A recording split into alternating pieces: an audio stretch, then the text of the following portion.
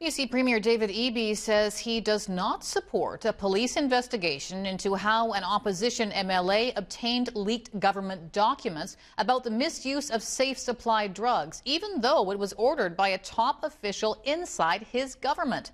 The Premier today admitting that the probe could look like it is intimidating critics and targeting whistleblowers. For more on that, let's check in with Rob Shaw at the BC Legislature. Now, Rob, a lot going on. Tell us what's happening here. Well, Stacey, this concerns Conservative MLA Eleanor Sturco, who released a leak report. Here it is. I think that might be upside down.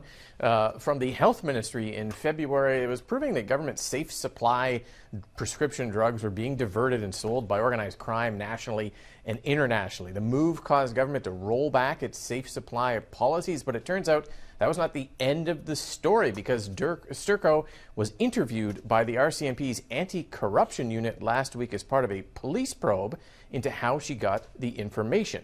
The Director of Police Services in the Solicitor General Gary Begg's ministry ordered that RCMP probe into who leaked the documents to Sturco, a former RCMP officer, and whether that leaker was in the police world. Sturco says it's an attempt to intimidate her for holding government to account and put a chill onto whistleblowers. Eby, the Premier, interestingly enough, today backing Sturco. He said he'd have done the same thing as her if he was in opposition and got that information. He said she should be interviewed by police for doing her job, and the investigation shouldn't have been called, but it was done independently, and he says he can't stop it.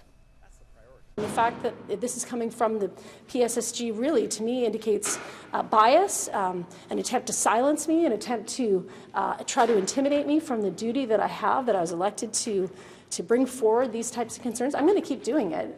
It's not going to stop me.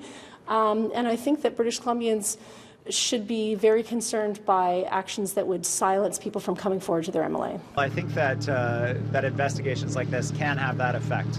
I think that anyone thinks that they could silence Eleanor Sturco has another thing coming. But that doesn't make what happened right. She was doing her job. That job needs to be protected. Whistleblowers need to be protected to bring forward information. And also, you know, there is the Director of Police Services legitimate concern that there's criminal investigations happening. But at the end of the day, those criminal investigations need to be the focus of police.